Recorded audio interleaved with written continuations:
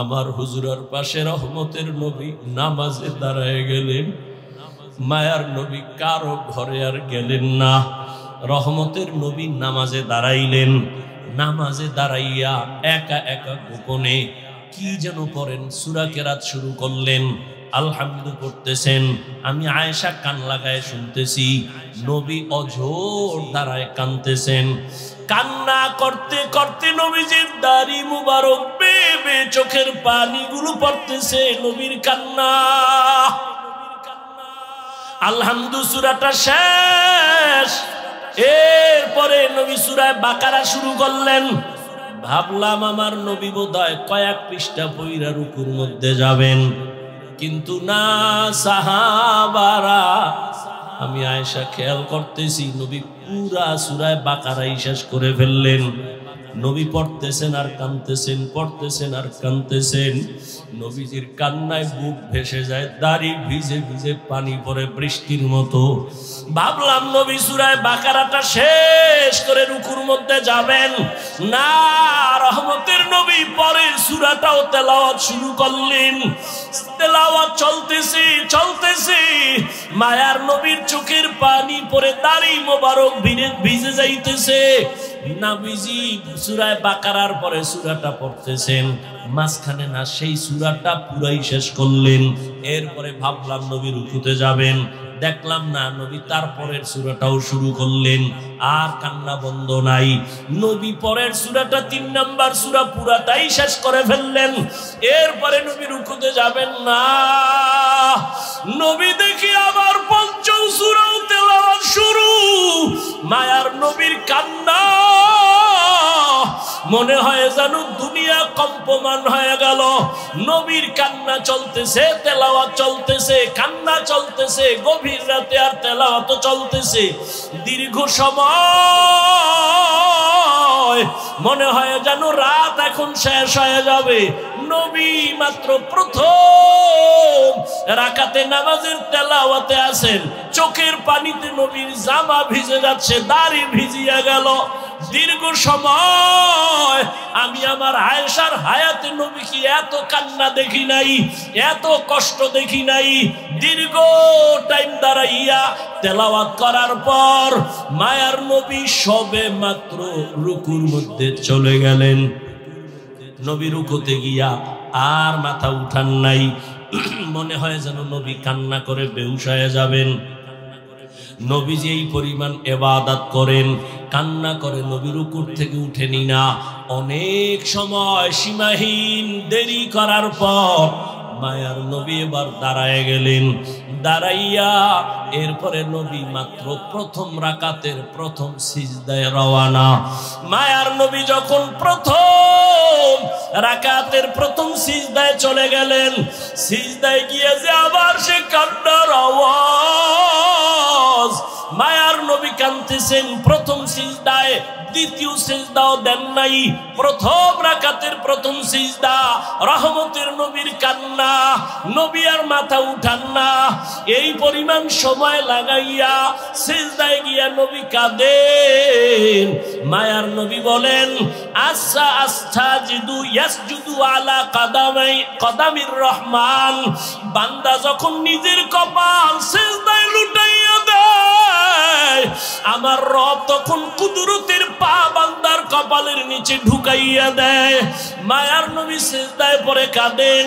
আম্মা জান আয়েশা বলেন, আমি পর্যন্ত বেকারার হয়ে গেলাম।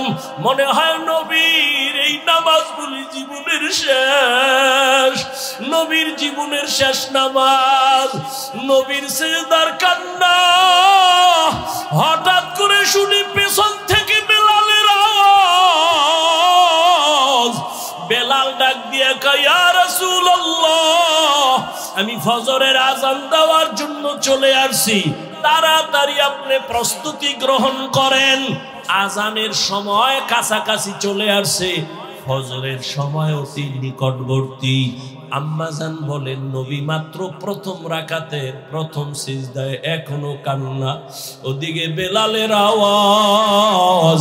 ফজরের সময় কাছাকাছি, দ্রুত রেডি হয়ে যান। আম্মা জান আয়েশা রাদিয়াল্লাহু আনহা বলেন, আমার মায়ার নবীর এই রকম আশ্চর্য হাজারো ধরনের ঘটনা।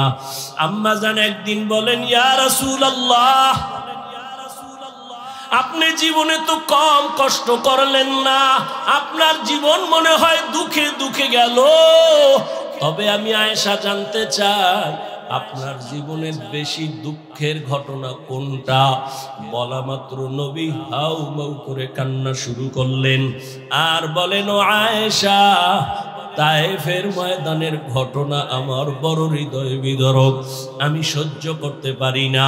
তায়েফের ময়দানে আমি গেলাম, এদিকে আমার বাবাও নাই, মাও নাই, আমি বড় ইয়তীম।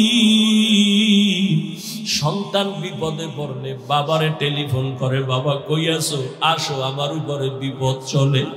মা থাকলে টেলিফোন করে বলে, মা একটু দোয়া করিও। মায়ার নবী বলেন, আমি বাবা বলিয়া জীবনে ডাক দিতে পারি নাই। 6 বছরে মা হারা আমি মুহাম্মদ, 8 বছরে আমার দাদাকেও আমি হারায় ফেললাম। আমার এত কষ্ট, আমার জীবনটা কষ্টে কাটিয়ে গেল। আমাকে 1 দিন না 2 দিন না 3 বছর পর্যন্ত শিয়াবে আবু তালিবে আমাকে গৃহবন্দী করে রাখলো।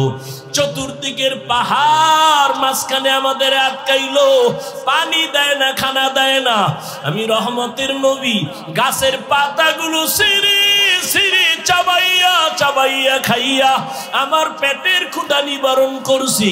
আমি এত কষ্টের মাঝে গেলাম তায়েফের ময়দানে দাওয়াত দেওয়ার জন্য। ওই তায়েফের পাগল কাফেরেরা ওদের বাচ্চাগুলোকে আমার পেছনে লেলিয়ে দিল। বাচ্চাগুলো পাথর হাতে নিয়ে বৃষ্টির মতো মারতে যখন শুরু করলো, একদিকে গালি দেয় আর অন্যদিকে পাথরের আঘাত। পাথর পরে পরে আমার শরীর রক্তে রঞ্জিত, রক্ত পরে আমার জুতা পর্যন্ত আটকায় গেল। আমার আল্লাহ পর্যন্ত বেজার হইয়া জিবরাইলকে পাঠায় বলে, যাও তায়েফের জমিন উল্টাইয়া সব ধ্বংস করে দাও। আমাকে এই পরিমাণ পাথর মেরে মেরে ওরা তাড়ায় দিল। একটা ব্যক্তি ছাড়া কেউ আর কালেমা পড়লো না। আমি মাকেও পাইলাম না, বাবাকেও পেলাম না।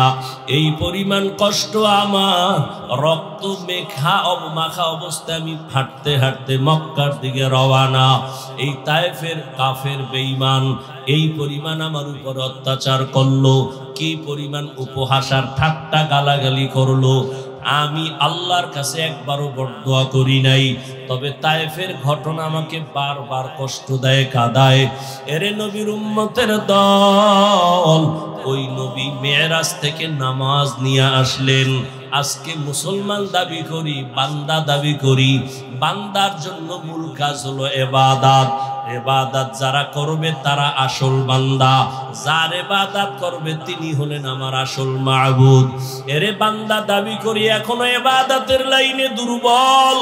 ও কলিজার যুবক বাবারা, বৃদ্ধ বাবাজিরা, পর্দার আড়ালের মা বোনেরা, সন্তান দান করেছেন, একটা আদর্শ সন্তান দুনিয়াতে রেখে যাইতে পারলেন না। কি নিয়ে আল্লাহর আদালতে হাজির হবেন? এখনো সময় আছে, তওবা করেন। ও যুবক, স্কুলে পড়ো, কলেজে পড়ো, চাকরি করো, ব্যবসা করো।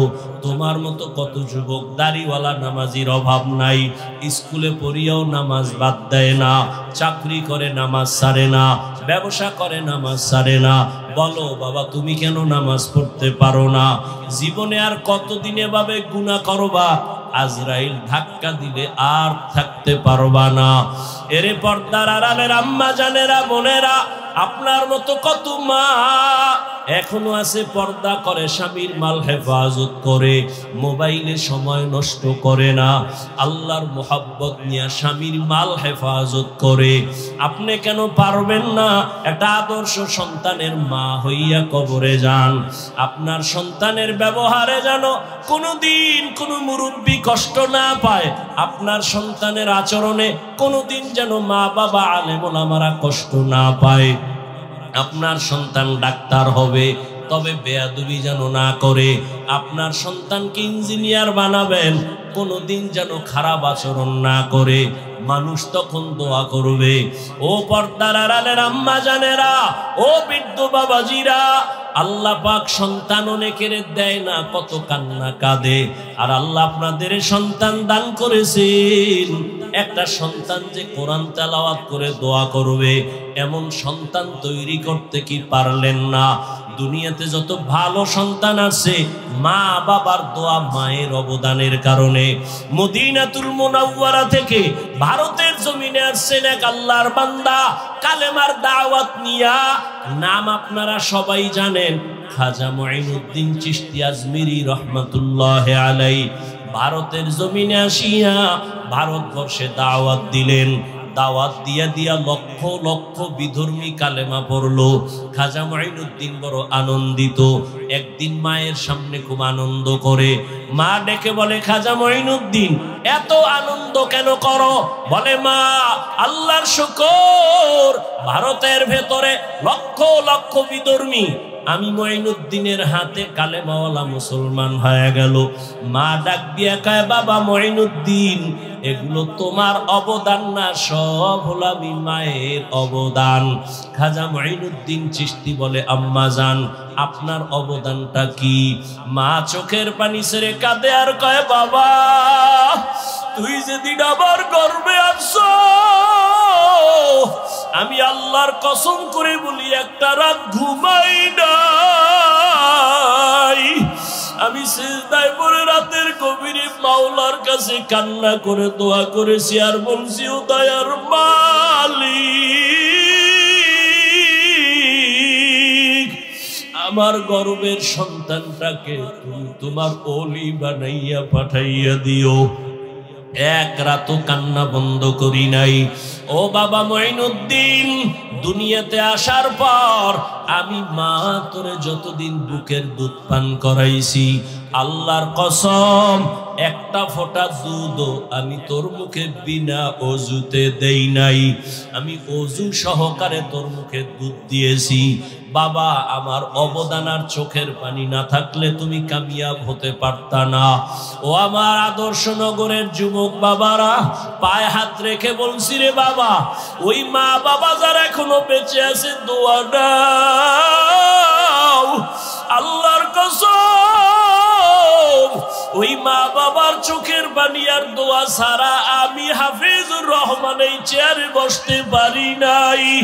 ওই মা বাবার চোখের পানি আর দোয়া ছাড়া তুমি টাকার মালিক, বাড়ি গাড়ির মালিক হতে পারো নাই।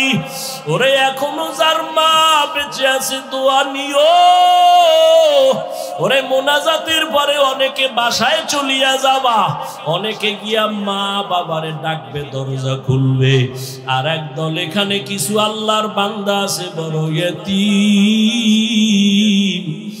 আর জীবনে মা বলে ডাক দিতে পারবে না, আর জীবনে বাবা বলে ডাক দিতে পারবে না।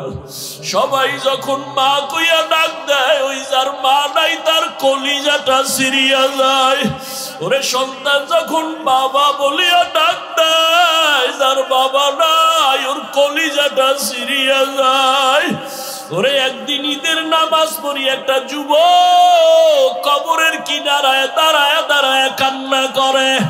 ও যুবক, ঈদের আনন্দ বাদ দিয়া কাঁদো কেন? বলে, গত ঈদে আমার মা আমার মাথায় হাত বুলাইয়া দোয়া করেছে, আমার বাবারে পাশে নিয়ে নামাজ আদায় করেছিলাম।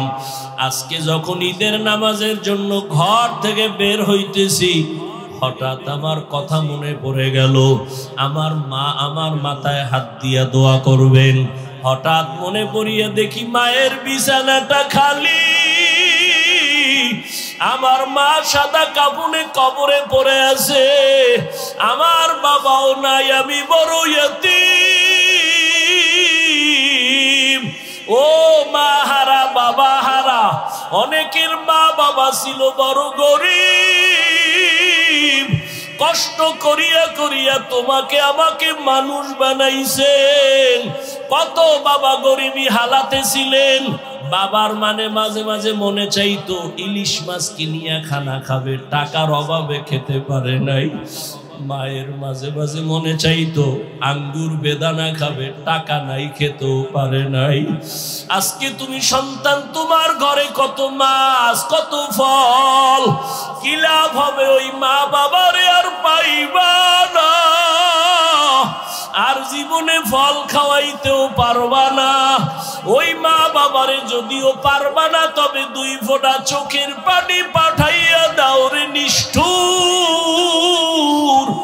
গুনাহের কারণে দিলটা পাথর, চোখে পানি নাই, 2 ফোঁটা চোখের পানি পাঠাইয়া দাও। যদি কান্না না আসে, ডানে বামে দেখো কার চোখে পানি। ওরে কান্নাওয়ালার থেকে দোয়া চাও, কান্নাওয়ালার দোয়া খালি ফেরত যাবে না। ও আমার কলিজার যুবক বাবারা, যাদের মা বাবা এখনো বেঁচে আছে, এই রত্ন হারাইস না রে বাবা। এখনো পারলে ঘরে গিয়া মাকে বলিস, মা মাথায় হাত দিয়া দোয়া করিয়া দাও। তোমার দোয়া সারা জীবনে সফলতা আসবে না। মা, ওয়াজের প্যান্ডেলে কত মানুষের কাঁদতে দেখলাম, আমার কপাল বড় খারাপ, আমার চোখে পানি নাই। গুনাহের কারণে বুঝি আল্লাহ বেজার, তুমিও আমার উপরে বেজার। আজকে তওবা করে আসছি, আর নামাজ ছাড়বো না, দাড়ি কাটবো না, বেপরদায় চলবো না, আর মুরব্বীদের সাথে বেয়াদবি করবো না। মা, তুমি আমার মাথায় হাত দিয়া দোয়া করে দাও। যদি বলতে পারো, দেখবা মায়ের চোখে পানি চলে আসবে। মা ডাক দিয়া বলবে, বাবা আয়। মাথায় হাত দিয়া ডাক দিবে, আর সে আজিমের মালিক, আমার কলিজার সন্তানটাকে তুমি কবুল। ওয়া ইনসানান আলা ইনসান, ওয়া নাশহাদু আন লা ইলাহা ইল্লাল্লাহু ওয়াহদাহু লা শারীকা লাহু لا ضد له ولا ند له ولا مثل له، ونشهد أن سيدنا وسندنا وحبيبنا وحبيب ربنا وطبيبنا وطبيب قلوبنا ومولانا محمدا عبده ورسوله. اللهم صل على محمد النبي الأمي وعلى آله وسلم تسليما. وبعد، فأعوذ بالله من الشيطان الرجيم. بسم الله الرحمن الرحيم.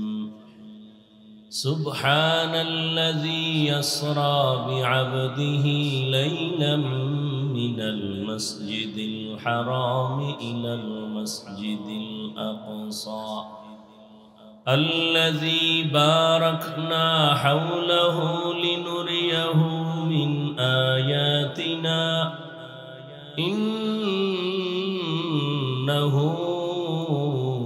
هو السميع البصير. وقال رسول الله صلى الله عليه وآله وسلم: كل أمتي يدخلون الجنة إلا من أبى. قيل من أبى؟ قال من أطاعني دخل الجنة ومن عصاني فقد أبى.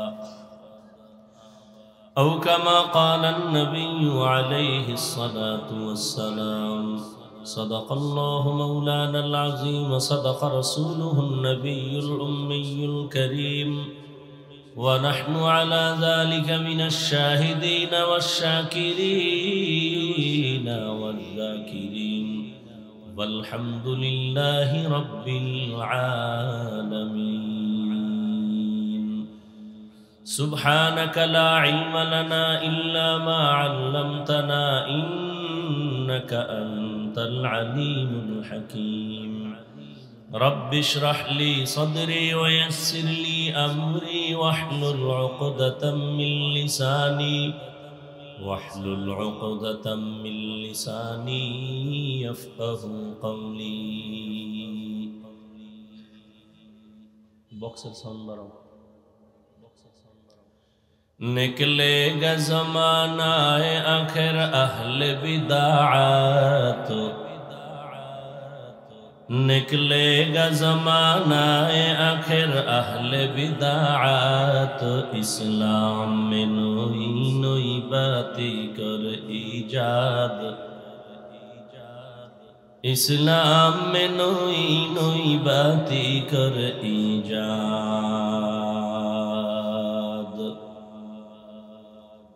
ऐ बंदा खुदा चाहोगर उनकी मुलाकात ऐ बंदा खुदा चाहोगर उनकी मुलाकात जल्दी से आ बैठे सुनो हजरत की नसीहत जल्दी से आ बैठे सुनो हजरत की नसीहत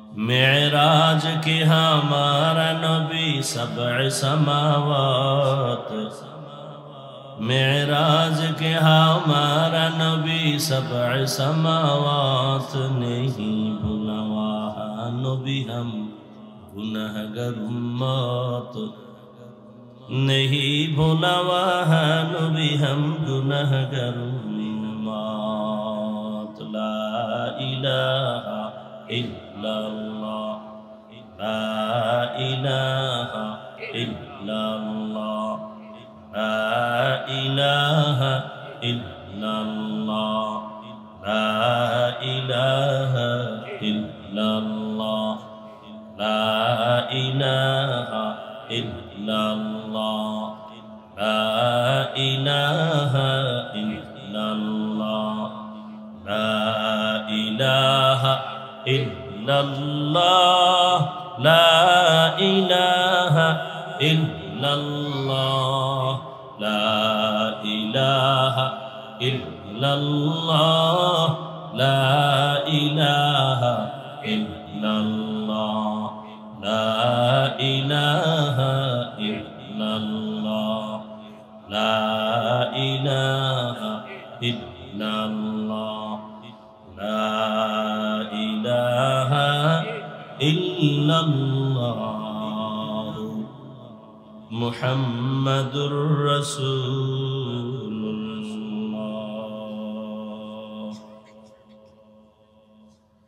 आदर्शनगर बायतुल आमान केंद्रीय जामे मस्जिदेर उद्योगे आयोजित 18তম বার্ষিক ওয়াজ ও দোয়ার মাহফিল 24 জানুয়ারি 2025 महती ए महफिले उपस्थित मोहतराम सम्मानित सभापति आलहाज आब्दुल मतीन साहेब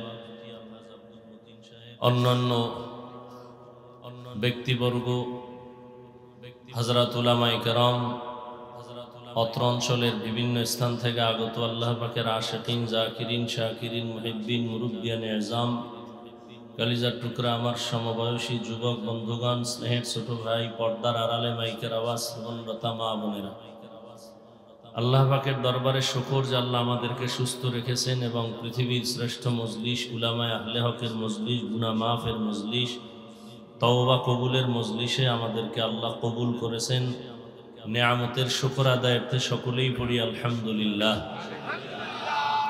দরুদ ও সালাম সাইয়্যিদুল মুরসালিন রাহমাতুল লিল আলামিন শফিউল মুজনিবিন খাতামুন নবিয়্যিন सैयद सकलैन इमामुल मुरसलीन शफीअ आज़म रसूल अकरम रहमत आलम नबीयुल अरब वल आजम हबीब किबरिया अशरफुल अंबिया सय्यदुल अंबिया हज़रत मुहम्मदुर रसूलुल्लाह सल्लल्लाहु अलैहि व आलिहि वसल्लमेर उपর সর্বোপরি শুকর যাদের অক্লান্ত পরিশ্রমের মাধ্যমে আজ সুন্দর আয়োজন সময় পরামর্শ অর্থ দিয়ে দোয়া করে উপস্থিত হয়ে মাইক লাইট প্যান্ডেলের ব্যবস্থাপনার মাধ্যমে সার্বিক সহযোগিতা যারা করেছেন এলাকার যুবক বৃদ্ধ ব্যবসায়ী শ্রমিক চাকরিজীবী বিভিন্ন শ্রেণী পেশার মানুষ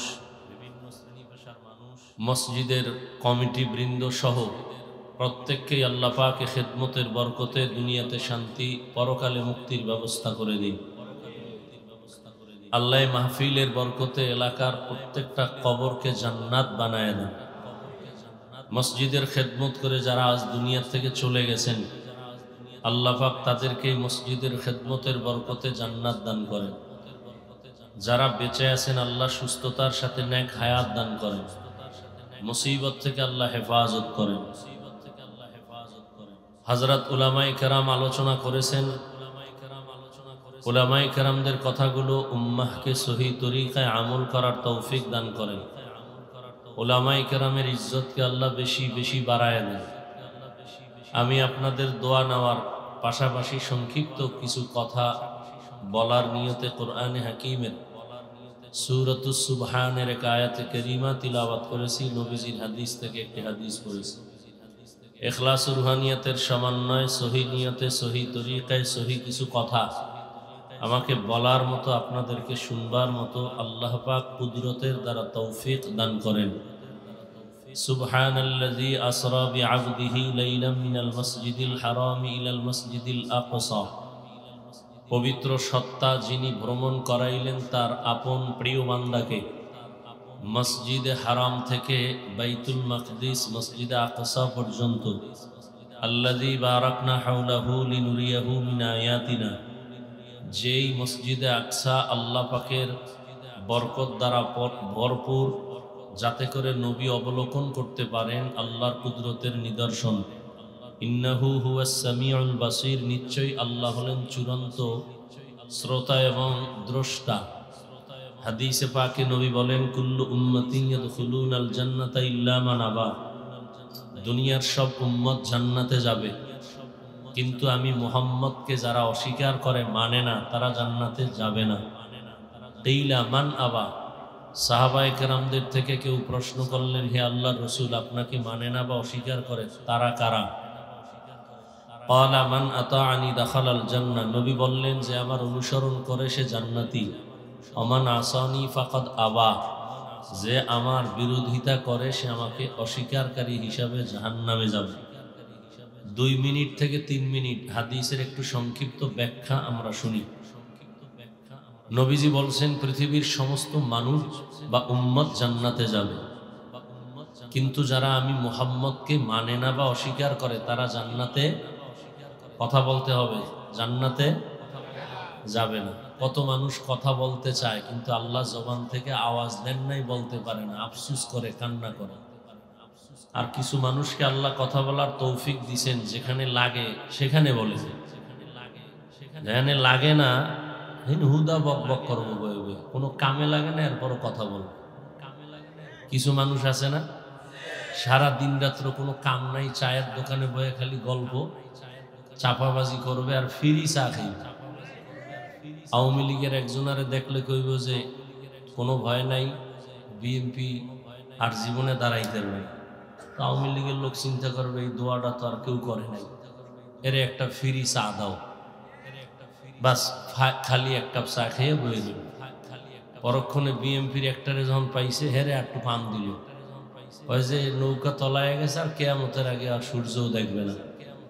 বিএমপির লোক খুশি হয়ে কয়, চা দিস না, রুডিও দে। এইরকম সাফাবাজি কইরা চায়ের দোকানে মোটামুটি সকাল থেকে সন্ধ্যা পর্যন্ত 20-30 কাপ চা খায়, 1 টাকাও লাগে না। এইরকম চাপাবাজি করতে করতে করতে করতে যে হ্যারি একটা চাপাবাজি কইরা চা খাইতেছে। আস্তে আস্তে একজন শিক্ষিত মানুষ হয়ে গেছে। এবার কয়, স্যার আপনার বাড়ি কোন জায়গায়? কয়, আমার বাড়ি নোয়াখালী। কথার কথা, আচ্ছা নোয়াখালী আর আমার বেজার হইল, আমার দায়ী বরিশাল। বরিশাল বাড়ি। স্যার আমার চিনেননি? না তো, আমি সৌদি আরবে 4 বছর ছিলাম, কাতারে ছিলাম, কুয়েতে ছিলাম। স্যারের এত কিছু যে চাপাবাজি করতেছে, সে শিক্ষিত লোকটা চায়ের অর্ডার দেয়। স্যারে জিজ্ঞাসা করলো, তো আপনি এত দেশ ঘুরলেন, তো আপনার ভূগোল সম্পর্কে অনেক অভিজ্ঞতা আছে? কয় না, হ্যাঁ, 3 বছর ছিল। স্যার বুঝতে পারছেন যে আসলে এটা মানুষ না, এটা শুধুই চাপাবাজি করে জীবনকে বিসর্জন দিতেছে। যেখানে কথার প্রয়োজন সেখানে কথা বলে না, মসজিদে নিষেধ হ্যাঁ নো কথা বলবো। এরকম কিছু মানুষ আমাদের সমাজে আছে না নাই? নিজের ভুল দেখে না, অন্যের ভুল লয়া দৌড়ে, আছে না নাই? কয় ভাই দাওয়াত, কা আলহামদুলিল্লাহ, কয় আপনার বাড়ি, কয় নাউজুবিল্লাহ। অতএব জবান খুলেন, নবী বললেন সব উম্মত জান্নাতে যাবে, কিন্তু যারা আমি মুহাম্মদকে অস্বীকার করে তারা জান্নাতে যাবে না। এবার খেয়াল করবেন, এখন যেটা বলতেছি, সাহাবায়ে কেরাম প্রশ্ন করলেন, ইয়া রাসূলুল্লাহ আপনাকে অস্বীকার করে তারা কারা? নবীজি জবাবটা ডাইরেক্ট না দিয়া মোহাব্বতের একটা আওয়াজ দিলেন, মান আতাআনি দাখালাল জান্নাহ। সাহাবাদের প্রশ্ন, নবী আপনাকে অস্বীকার করে তারা কারা? নবী জবাব না দিয়ে নবী বললেন, যে আমার অনুসরণ করবে সে জান্নাতি। যে আমার অনুসরণ করবে সে কি? কি বুঝলাম? যে নবীর অনুসরণ করে সে জান্নাতি, তার মানে সে নবী মানে, সে নবী মানে। আচ্ছা এবার আপনারা বলেন, যে ব্যক্তি নবীর অনুসরণ করে সে জান্নাতে যাবে, বিপরীত কথা কি দাঁড়ায়? বলেন, যে নবীর অনুসরণ করে না সে জান্নাতে না। কিন্তু নবী এ কথা বলেন নাই, খুব খেয়াল করেন। সাহাবাদের প্রশ্ন হলো, নবী আপনাকে মানে না, অস্বীকার করে তারা কারা? নবী জবাব দেওয়ার আগে বললেন, যারা আমার অনুসরণ করে তারা জান্নাতে যাবে। বিপরীত কথা আসে, যারা অনুসরণ করে না তারা জাহান্নামে। নবী এ কথা বলেন নাই যে যারা আমার অনুসরণ করে না তারা জাহান্নামে যাবে, নবী এ কথা বলেন নাই। নবী কি বলছেন? ওমান আসানি ফাকাদ আবা, যে আমার বিরোধিতা করে সে জাহান্নামে যাবে। কি বুঝলাম? যারা নবীর আদর্শ মতো চলে না তারা দুই দল। কয় দল? এক দল দরদি আর এক দল বিরোধী। ভিন্ন শব্দে বলা যায় এক দল আগ্রহী আর এক দল বিদ্রোহী। আরো স্পষ্ট ভাবে বলি, ধরে নেন কথার কথা, ডান দিক থেকে প্যান্ডেলের একটা যুবককে জিজ্ঞাসা করলাম, এই যুবক, নবীর আদর্শে দাড়ি রাখো না কেন, নামাজ পড়ো না কেন? যুবক বলে, হুজুর দরকার, নবীর আদর্শে নামাজ পড়া দরকার, দাড়ি রাখা দরকার, চেষ্টা করি পারি না, দোয়া করেন, ইনশাআল্লাহ চেষ্টা করব। কি বুঝলেন? সে দরদি না বিরোধী, বিদ্রোহী না আগ্রহী? আচ্ছা বাম দিক থেকে একজনকে জিজ্ঞাসা করলাম, এই যুবক, নবীজির আদর্শে দাড়ি রাখো না কেন, নামাজ পড়ো না কেন? যুবক আমার কথা শেষ না হতেই বলল, দাড়ি না রাখলে অসুবিধা কি, নামাজ না পড়লে অসুবিধা কি? কি বুঝলেন? দরদি না বিরোধী, আগ্রহী না বিদ্রোহী? রসুলের আদর্শ মানার ক্ষেত্রে বিদ্রোহীর আর এক নাম তাজা বেঈমান। খুব কঠিন কথা, কিন্তু দোনোজনই দাড়ি নেই, একজন আগ্রহী আর একজন বিদ্রোহী। আগ্রহী মুমিন, বিদ্রোহী বেঈমান। এই জন্য একজন দাড়ি রাখে না, তাকে গালি দেওয়া, আগে বুঝতে হবে সে কি আগ্রহী না বিদ্রোহী। যদি আগ্রহী হয় মুমিন, দাড়ি না রাখলেও মুমিন, আর বিদ্রোহী দাড়ি রাখলেও বেঈমান।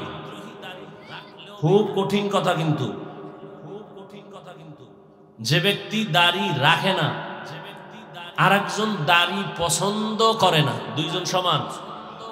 যে দাড়ি রাখে না সে মুমিন, যে দাড়ি পছন্দ করে না সে বেঈমান। যে নামাজ পড়ে না সে মুমিন, যে নামাজকে পছন্দ করে না সে বেঈমান। যে ইসলামের রাজনীতি করে না সে মুমিন, আর একজনে ইসলামের রাজনীতি পছন্দ করে না, বেঈমান। খুব কঠিন, কিন্তু আল্লাহ বুঝার তৌফিক দান করেন। তাহলে যে নামাজ পড়ে না তাকে গালি দেওয়া, যে নামাজ পছন্দ করে না তাকে ছাড় দেওয়া যাবে না, সুযোগ পেলেই জুতার বাড়ি। যে দাড়ি রাখে না তাকে গালি দেওয়া, যে দাড়ি পছন্দ করে না তাকে ছাড় দেওয়া। হ্যাঁ, যে ইসলামের রাজনীতি করে না তাকে গালি দেওয়া, যে কোরআনের আইনের রাজনীতি পছন্দ করে না তাকে ছাড় দেওয়া। ব্যবধান আছে না নাই? একজন মুমিন আর একজন বেঈমান। নামাজ পড়া কার হুকুম? তোমারে এই বেয়াদবিমূলক, বেঈমানিমূলক, গাদ্দারিমূলক প্রশ্ন করতে কে সাহস দিল যে না পড়লে অসুবিধা কি? তো মদিনায় গিয়ে নবীরে বলো, রসুল তোমার আদেশে দাড়ি না রাখলে অসুবিধা কি? রসুল যদি বলে তোর মতো বেয়াদব উম্মত আমি মুহাম্মদের না হইলে অসুবিধা কি? আল্লাহ হেদায়েত দান করুন। তাহলে হাদিসের কথায় কি বুঝলেন? যে নামাজ পড়ে না সে বেঈমান, তাকে গালি দেওয়া যাবে? আগে বুঝতে হবে সে কি দরদি না বিরোধী। যতক্ষণ বুঝবেন না ততক্ষণ গালি দেওয়া যাবে না। আল্লাহ বুঝার তৌফিক দান করুন। এবার আসেন যে আয়াত পড়েছি, বর্তমান আরবি রজব মাস, 23 তারিখ চলে গেল, 24, সামনে শাবান, এরপরে রমাজান। আলোচনা বিস্তারিত করা যাবে না, সময়ের প্রয়োজন। বয়ান করা, বয়ান শোনা, বক্তার এলেম আমলের বাহাদুরিতে ওয়াজ করা যায় না, বয়ান হয় না। বয়ান হওয়ার জন্য লাগবে বাতিনি ভাবে আল্লাহর রহমত, জাহিরি ভাবে লাগবে শ্রোতাদের অন্তরের মুহাব্বত। এই দুই জিনিস যখন পাওয়া যাবে তখন আল্লাহ বয়ান বের করে দিবেন। আল্লাহ পাকে মাহফিল কবুল করে। মেরাজ সম্পর্কে কিছু আলোচনা করব যদি আপনাদের ধৈর্য হয়, না হয় মাঝখান দিয়া লাইন কেটে দিয়ে দোয়া করে দিন। আল্লাহ সবাইকে কবুল করেন। ভূমিকা স্বরূপ বর্তমান আরবি মাস কি মাস? সামনে শাবান, এরপরে রমাজান। রজব মাস আসলে আমরা বক্তারা, ইমাম সাহেবরা মেরাজের বয়ান করি এবং অনেকের ধারণা মেরাজের কারণে রজবের সম্মান বেড়ে গেছে। মুসলমান হিসেবে আরবি মাসের নামগুলো অন্তত মনে রাখা ওয়াজিবে কিফায়া। মুসলমান হিসেবে আরবি মাসের নাম মনে রাখবে দূরের কথা, বাঙালি হিসেবে বাংলা মাসের নামই জানি। আরো আশ্চর্য হলো যে এই বাংলা ভাষার জন্য জীবন দিল 4 যুবক, সেই দিনটাকেও স্মরণ করে বাংলা বাদ দিয়া। কি দিয়া স্মরণ করে বলেন তো? এরা কি 21শে ফেব্রুয়ারি বলার জন্য জীবন দিছিল? জাগা, ওদিকের চিন্তা করে লাভ নাই। তো মুসলমান হিসেবে আরবি মাসের নামগুলো জানা খুব দরকার। তবে বাঙালি চালাক তো, যেই মাসে মোটামুটি খাওন টাউন আছে ওটি মোটামুটি মনে থাকে। যেমন সামনে শবে বরাত আসতেছে, এক খাওন, আবার এই মেয়েরাজের আর এক খাওন। রমজানে তো খাওন কোনো টেনশনই নাই, রোজা না রাখলেও ইফতারি মিস যায় না। এরকম কিছু বেরোজাদার আছে না? এই মাসগুলো সব মনে রাখে। তো রজব মাস মেরাজের কারণে দামি না, বরং আসমান জমিন সৃষ্টি থেকে এই রজব দামি।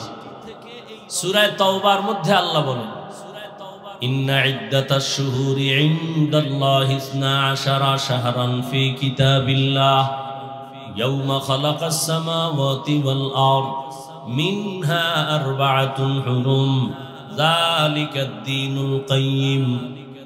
আল্লাহ তাআলা বলেন, গণনার আকারে বছরে মাস হবে 12টা। কয়টা? সিদ্ধান্ত কার? আল্লাহর সিদ্ধান্ত স্থায়ী। বছরে গণনার আকারে মাস হবে 12টা।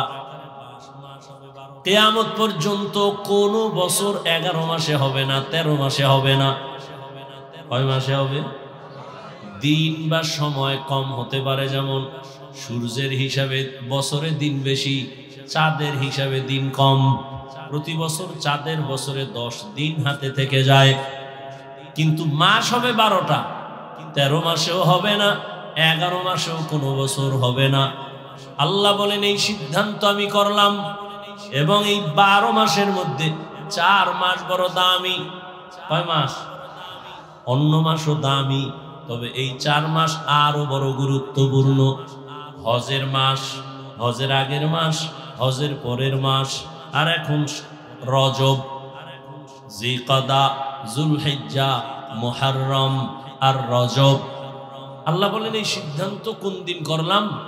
ইয়াউমা খালাকাস সামাওয়াতি ওয়াল আরদ, আসমান ও জমিন আমি যেদিন সৃষ্টি করেছি ওই দিন আমি সিদ্ধান্ত নিয়া কলমকে বললাম লৌহে মাহফুজে লিখে দাও। আসমান জমিন সৃষ্টির দিন আল্লাহ তাআলা লিখে দিয়েছেন লৌহে মাহফুজে যে 4 মাস বড় দামি, এর মধ্যে রজব আছে না নাই? ইহুদিরাও নবীজি আসার আগে এই মাসগুলোকে সম্মান করতেন, খ্রিস্টানরাও করত। এই মাসগুলোতে যুদ্ধ নিষেধ, বিগ্রহ নিষেধ, ঝগড়া নিষেধ।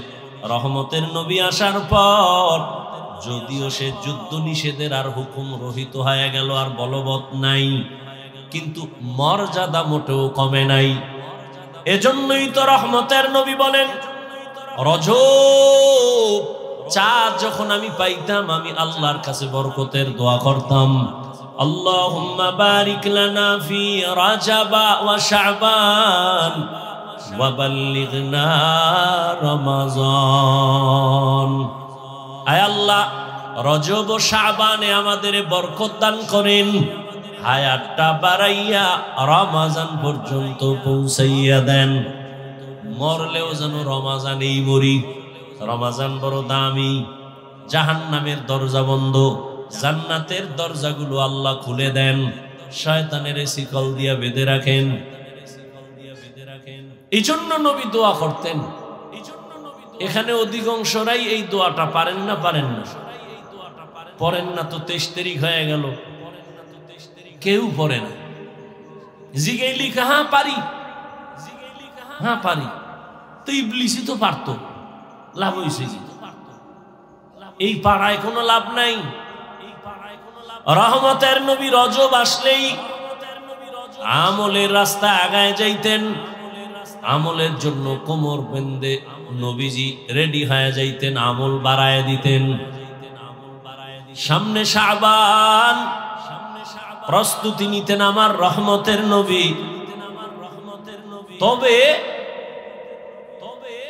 এ মাসে মেরাজ হয়েছে এরকম অনেকে বলে, তবে গ্যারান্টি দেওয়া যাবে না যে এই মাসেই হয়েছে, কারণ ঐতিহাসিকগণ লিখেছেন নবীজির মেরাজ কোন মাসে হয়েছে এ বিষয়ে 7টা মাসের নাম আছে।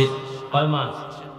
রবিউল আউয়াল, কেউ বলেন রবিউল আখির, কেউ বলেন জিকদা মাসে, কেউ বলেন না নবীর মেরাজ হয়েছে হজের মাসে, কেউ বলেন রজবে, কেউ বলেন রমাজানে। মোটামুটি মেরাজ হয়েছে। মেরাজ উরুজ থেকে মেরাজ, উপরে উঠা, সম্মানের লাইনেও উপরে উঠা, জাহিরি ভাবেও উপরে উঠা। যেমন একজনই নিচের থেকে সিঁড়ি বেয়ে উপরে যায়, এটাও উপরে উঠা, আর মর্যাদার লাইনেও উপরে উঠা। নবীকে আল্লাহ দুটোটাই দিয়ে দিয়েছেন। মেরাজ কি? মেরাজ কেন? মেরাজ কিভাবে? গদবান্দা বয়ান না, উপদেশ নিতে হবে প্রত্যেকটা পয়েন্টে পয়েন্টে। রহমতের নবীর মেরাজ, আল্লাহ যত নবী রাসূল পাঠাইছেন সবার মেরাজ হয়েছে, তবে সব নবীদের মেরাজ আর রহমতের নবীর মেরাজ আরশে আজিম পর্যন্ত। এই মেরাজ আবার 2 প্রকার, জাহিরি মেরাজ আর বাতিনি মেরাজ। জাহিরি মেরাজ হলো রহমতের নবী বোরাকে চড়িয়া বাইতুল মাকদিসে যান, ওখান থেকে উপরে আসমানে। বাতিনি মেরাজ হলো মর্যাদা উপরে, কিন্তু এটা জাহেরে দেখা যায় না। যেমন এক জায়গায় বসা একই দস্তারখানে রহমতের নবীও আবু বকর, ওমর, ওসমান, আলীও একই দস্তারখানে খাইতেছেন, কিন্তু মর্যাদা রহমতের নবীর কোনো তুলনা নাই। মেরাজ মানে সম্মান উপর দিকে ঊর্ধ্বগতিতে সম্মান বাড়ানো। রহমতের নবীকে আল্লাহ বাতিনি মেরাজ দিলেন, জাহিরিটাও দিলেন। আর অন্য নবীর মেরাজ জমিনে, রহমতের নবীর মেরাজ আসমানে আরশে আজিমে। কারণ এক নাম্বার। দ্বিতীয় কথা হলো সব নবীদের মেরাজ হলো ইমতিহান, আর আপনার আমার রহমতের নবীর মেরাজ হলো ইনআম।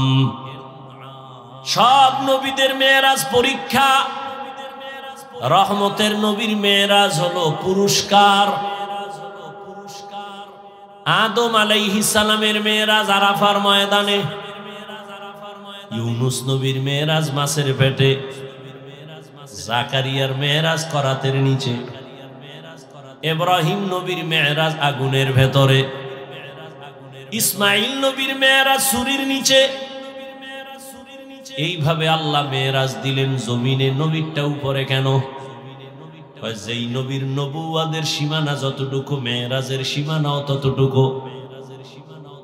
মেম্বার সাহেব তার সীমানা দেওয়া আছে একটা ওয়ার্ড, সেই ওয়ার্ড খালি ঘুরে ঘুরে খবর নেয় জনগণের কি হালাত। চেয়ারম্যানের সীমানা আরো বেশি, সে পুরা ইউনিয়ন ঘুরে। মন্ত্রীর সীমানা আরো বেশি, এমপির আরো বেশি, সে পুরা দেশ ঘুরে। সরকারের সীমানা আরো বেশি, সব ঘুরে। মেম্বার ইউনিয়ন ঘুরে না, চেয়ারম্যান এমপির আসন ঘুরে না, যার যেই সীমানা ওই সীমানাই ঘুরে। মুসা নবীর নবুয়তের সীমানা যতটুকু, ওই জায়গায় নবী ঘুরেন, আর মেরাজ হচ্ছে। ঈসা নবীর সীমানা যতটুকু, নবুয়তের মেরাজের সীমানাও ততটুকু। রহমতের নবীর নবুয়তের সীমানা আরশে আজিম পর্যন্ত, মেরাজ ও আরশে আজিম পর্যন্ত। मेराज के हमारा नबी सबअ समावात, मेराज के हमारा नबी सबअ समावात, नहीं भूला वहा नबी हम गुनहगार उम्मत, नहीं भूला वहा नबी हम गुनहगार उम्मत। नबीजिर मेराज আল্লাহ পাক রাতের বেলা করাইলেন। রহমতের নবী রাতের বেলা মেরাজ হলো, তাও পুরা রাত না, সামান্য সময়। অন্য নবীর মেরাজ বলছিলাম পরীক্ষা, আর নবীর মেরাজ হলো পুরস্কার। আমাদের মাদ্রাসার ছাত্রদের মধ্যে একটা ছাত্র পরীক্ষা দিয়া যে পুরস্কার পায়, তার তো পরীক্ষা হবেই। পরীক্ষায় উত্তীর্ণ হলেই তো তার পুরস্কার। ছাত্র যখন উত্তীর্ণ হইতে হইতে পুরা দেশের মধ্যে এক, স্কুলের একটা ছেলে পুরা স্কুল না দেশের মধ্যে নাম্বার 1, পোস্টারিং করে, মাইকিং করে, প্যান্ডেল করে, মানুষজন ডাক দেয়, আমগো স্কুলের ছেলেটা সারা বাংলাদেশে 1, মাদ্রাসার ছেলেটা 1, পুরস্কার দিব, লোকজন জমাও, মিষ্টি বিতরণ করো, মাইক লাগাও। মুসা নবীর মেরাজের মাইক নাই, ঈসা নবীর মেরাজের মাইক নাই। আমার নবীকে আল্লাহ পুরস্কার দিবেন। আল্লাহ তাআলা সব নবী রাসূলদের এলান করায় দিলেন, বাইতুল মাকদিসে হাজির হও, রহমতের নবী সেখানে আসবেন, আমি আল্লাহ সেখান থেকে উপরে নিয়া পুরস্কার দেওয়ার জন্য রেডি করতেছি। রহমতের নবীর আল্লাহ পাক পুরস্কার দেওয়ার জন্য রেডি করাইলেন। এখন অনেকে এখনো ১৫০০ বছর পরে বহু বেঈমান আর নাস্তিক নবীর মেরাজকে এখনো বিশ্বাস করে না। বলে স্বপ্ন যোগে হয়েছে, রুহের জগতে হয়েছে, সশরীরে হয় নাই। এখনো বহু নাস্তিক বেঈমানরা নিয়ে কথা বলে। আল্লাহ তাআলা বলেন সুবহান, পবিত্র সত্তা আল্লাহ। আল্লাহ তো সবসময় পবিত্র, আবার কেন পবিত্র বললেন? পবিত্র বলার কারণ মানুষের ধারণা থাকতে পারে উল্টা পাল্টা। এই অল্প সময় নবীকে আসমান পর্যন্ত কেমনে নিলেন, নবী কেমনে গেলেন, গিয়া আবার চলে আসলেন। এখানে একটা কথা আমাদের ভুল, নবী যান নাই, আসেন নাই, আল্লাহ নিয়েছেন। নবী মেরাজে গেছেন না আল্লাহ নিছেন?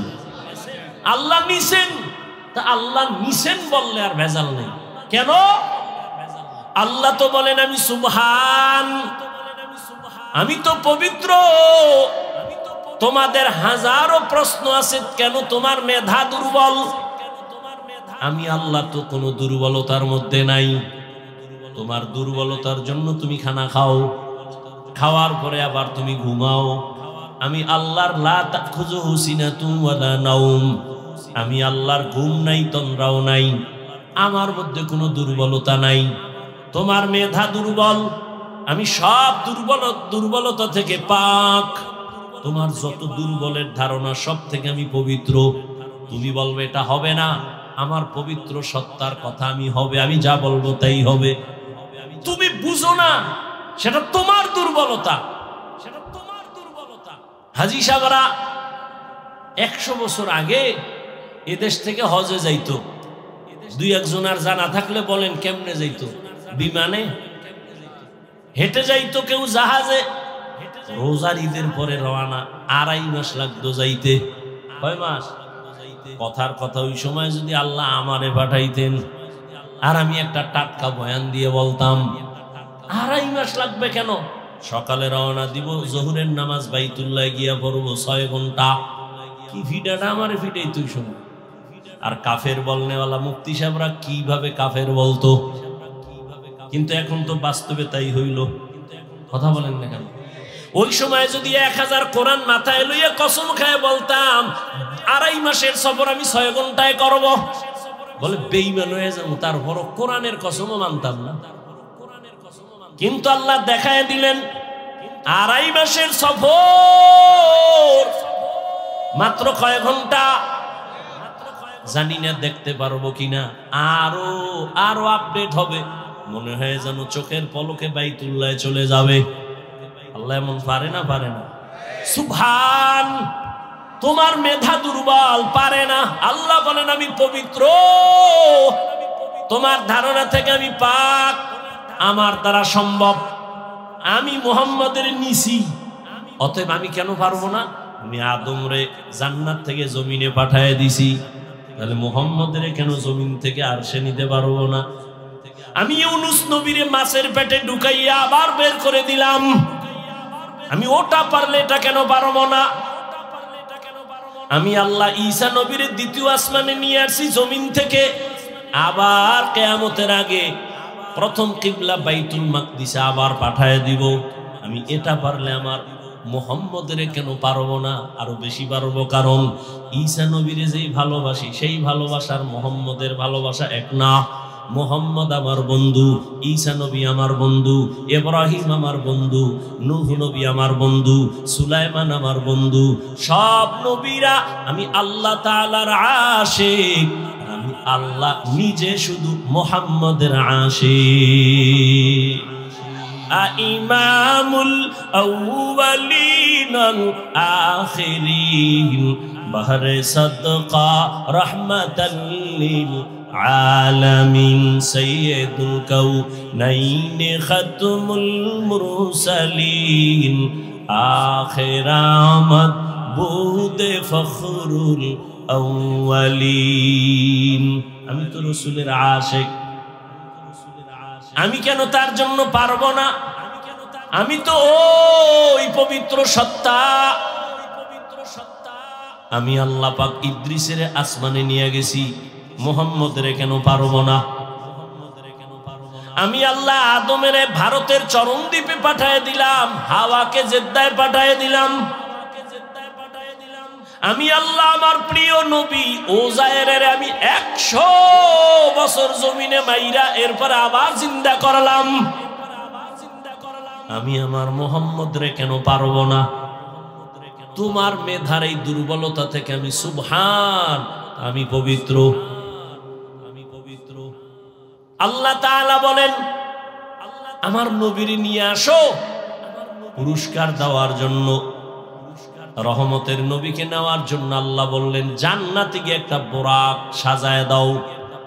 হুয়া হুকুম জিবরাইল কো ইউশতাব बोराक एक जन्नत से कर इंतखाब, साजा उसको जे और से तू ताबा फिर उसको तू काबा में लेकर के जा। जिब्राइल बोराक निया বাইতুল্লাহ हाजिर। বাইতুল্লাহ জিব্রাইল আইসা बोराकटारे राइखा रहमतेर नबीरे गेलेन डाकते। नबी घुमाय। नबीजिर घुम गभीर घुम ना, तंद्राच्छन्न नबी गभीर घुमे ना। रहमतेर नबी बोलेन आमी जखन घुमाई आमार चोख बंद थाके तबे आमार अंतर कखनो घुमाय ना। जिब्राइल आसलेन नबी कई? नबी कई? এই কইয়ের জবাব তিন জায়গা। কেউ বলেন নবী তখন তার চাচাতো বোন উম্মে হানির ঘরে ঘুমায়। কেউ বলছেন না নবী শিয়াবে আবু তালিবের মধ্যে ঘুমান। কেউ বলেন না নবী হাতিমে কাবার মধ্যে ঘুমান। কাবার পার্শ্বে আর একটা বাউন্ডারি আছে বুক সমান, এটাকে হাতিমে কাবা বলে। তিন মত নবী। কেউ বলেন চাচাতো বোন উম্মে হানির ঘরে ঘুমান, কেউ বলেন শিয়াবে আবু তালিবের যে একটা এরিয়া এর মধ্যে ঘুমান। তিনটার সমন্বয় কি? সমন্বয় হলো শিয়াবে আবু তালিবের মধ্যেই চাচাতো বোন উম্মে হানির ঘর। জিবরাইল আমিন আসলেন, ঘরের ছাদের মাঝখান দিয়ে নবী নিচে নামলেন, আর জিবরাইল নিচে নামলেন। নিচে নাইমা নবী ঘুমাচ্ছেন। জিব্রাইল চিন্তা করে নবীরে কেমনে সজাগ করব। মাথায় হাত দেয় না, শরীরে স্পর্শ করে না। জিব্রাইল আমিনের 600 নূরের পাখা কিছু অংশ রহমতের নবীর পা মোবারকের পাতায় লাগায় দিলেন। রহমতের নবী সজাগ হয়ে দেখে উপরের ছাদ খালি। আমাদের বিল্ডিং না, খেজুর পাতার ঘর। এই বিল্ডিং হইব কই? জিব্রাইল এই রাতে কেন? কয় আল্লাহর দাওয়াত নিয়ে আসছি। ছাদ ভাঙ্গে আসছো কেন? দরজা না আছে? উল্টা ব্যবহার কেন? আজকে সবই উল্টা চলবে, মাত্র শুরু। দরজা বাদ দিয়ে উপর দিয়ে আসছি, সব উল্টা আলোচনা, উল্টা ব্যবহার। রহমতের নবীর উঠাইলেন। জিব্রাইল আমিন নিয়া হাতিমে কাবায় গেলেন। নবী ওখানে আবার শুয়ে পড়লেন। ওখান থেকে উঠাইয়া রহমতের নবীরে ঝমঝম কূপের কাছে নিলেন। রহমতের নবী বলেন আমি দেখি ওখানে মিকাইল, ওখানে জিবরাইল।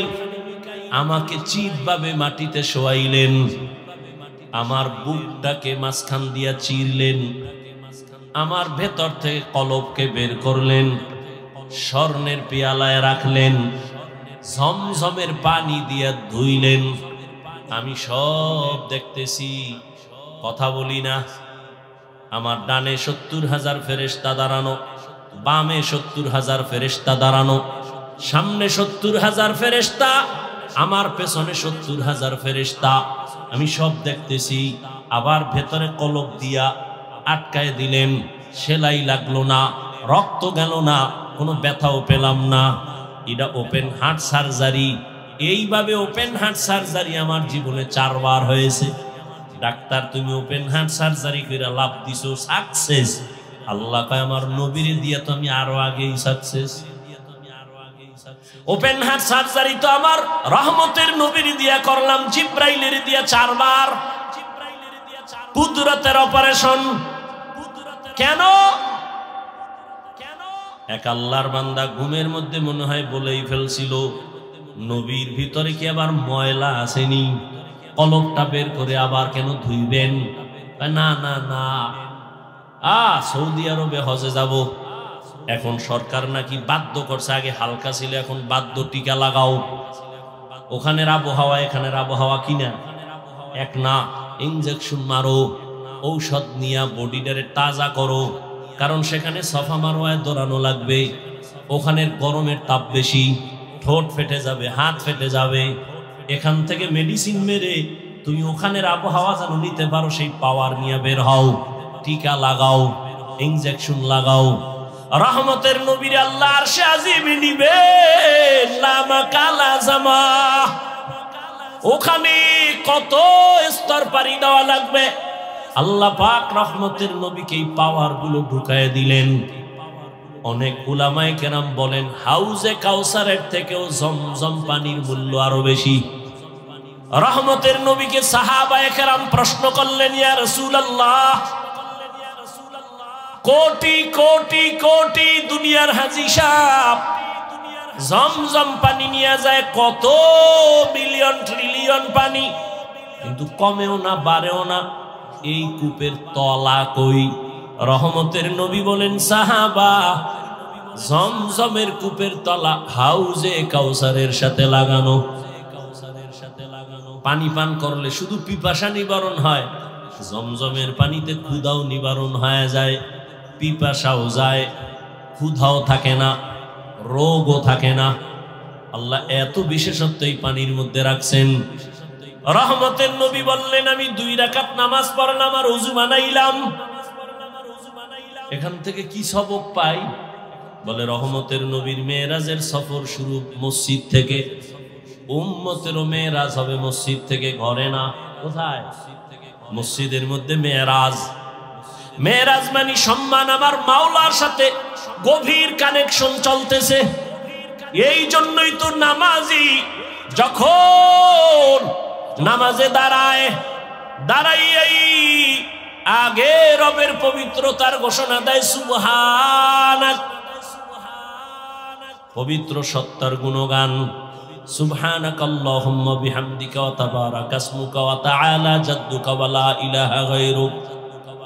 নামাজ ও ইবাদত, হজ ও নামাজের মতো ইবাদত, যাকাত দেওয়া নামাজের মতো ইবাদত। হজের মধ্যে কেউ যদি সালাম দেয় নেওয়া যায় না? যায় না? এই হজ করতেছে, তাওয়াফ করতেছে, একজনে সালাম দিছে, নেওয়া যাবে না? আপনি যাকাত দিতেছেন, একটা ফরজ আমল, কেউ সালাম দিলে নেওয়া যাবে না? খানা খাওয়া যাবে না? যাবে না? যাবে। হজের মতোই তো নামাজ ইবাদত। নামাজে দাঁড়াইলে কেন সালাম নিষেধ? নামাজে দাঁড়াইলে কেন বান্দা তোমার খানা নিষেধ? এখন আর চলবে না, কারণ এটা মেরাজ চলতেছে, রবের সাথে গভীর কানেকশন চলতেছে। তুমি যখন বলো আলহামদু, তখন রব বলে লিমানিল হাম। আল্লাহ তোমাকে জিজ্ঞাসা করে তুই কার প্রশংসা করলি? বলে মানিল আল্লাহ, লিল্লাহ। আল্লাহ প্রশ্ন করেন মানিল্লাহ, আল্লাহকে বলে রব্বুল আলামিন, রব্বুল আলামিনকে বলে রহমানুর রহিম। আল্লাহর সাথে মেয়েরাজ চলতেছে, এখন সালাম দিলেও বন্ধ, সালাম দেওয়া যাবে না, খানাও যাবে না। মেয়েরাজ থেকে ফারেক হইয়া যখন বের হইলাম, যত পারো দাও খাবো, সালাম দিবি তাও নিব। মেয়েরাজ, রহমতের নবীর মেয়েরাজ চলতেছে। রহমতের নবীর নবী বলেন, আমি 2 রাকাত নামাজ শুরু করলাম। এখান থেকে উলামায়ে কেরাম বলেন, তুমি যে কোনো সফরে বের হও, 2 রাকাত নামাজ পড়ে ওযু করে চলে যাও। নবী বোরাকে উঠবেন, জিব্রাইলকে উঠেন, নবী বোরাক রেডি, নবী উঠবেন। বোরাক কেমন জানি একটু বাহানা করে, এই জিব্রাইল কয়, বোরাক চিনছুনি কে? বলে হ্যাঁ চিনছি তো, বাহানা কেন?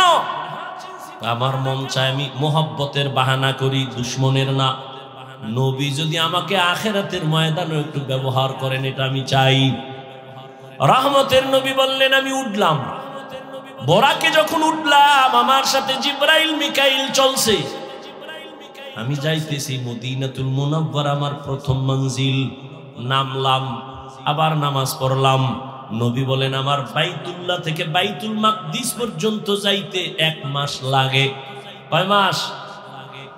কিন্তু আমি যখন বোরাকে উঠছি, বোরাকের 1 কদম দিয়া বাইতুল মাকদিসে চলে গেছি। কয় কদম? এটা কেমনে সম্ভব? আল্লাহ কয়, সুবহান, তোমার অসম্ভবের প্রশ্ন থেকে আমি পবিত্র, আমার দ্বারা সম্ভব। আমি আল্লাহ পাক রব্বুল আলামিন এটা সম্ভব করে নিলাম।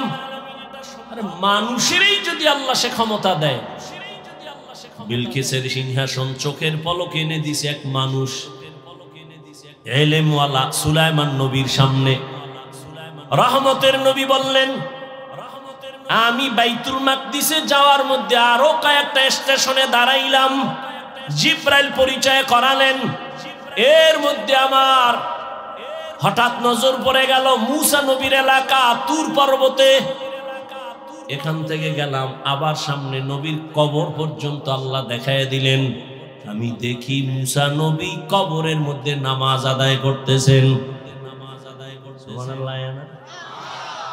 আরো বিড়ি টানো, সুবহানাল্লাহ জোরে। সারাদিন মিথ্যা গীবত শেখা, এই জমানে সুবহানাল্লাহ আসবে কেমন? খারাপ লাগতেছে না? কষ্ট হলে বলেন, আমি অন্যদিকে দৌড় দিয়ে দোয়া করবে। আল্লাহ সবাইকে কবুল করে। মুসা নবী কবরের ভেতরে নামাজ আদায় করেন। কবরে জায়গা এতটুকু, আমার নামাজ পড়ে কেমনে? এক, নামাজের দরকারও বাকি।